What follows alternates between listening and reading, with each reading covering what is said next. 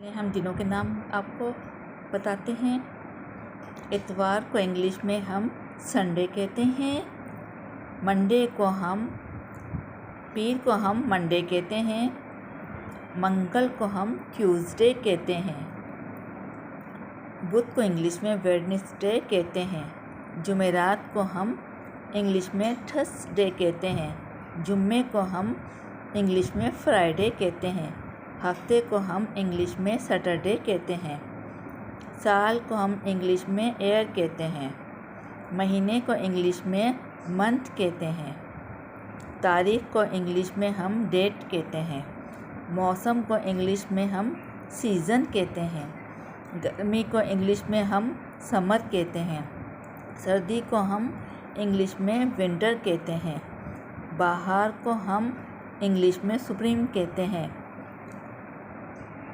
इतवार को इंग्लिश में हम संडे कहते हैं। पीर को हम मंडे कहते हैं। मंगल को इंग्लिश में ट्यूसडे कहते हैं। बुध को इंग्लिश में वेडनेसडे कहते हैं। जुमेरात को इंग्लिश में थर्सडे कहते हैं। जुम्मे को इंग्लिश में फ्राइडे कहते हैं।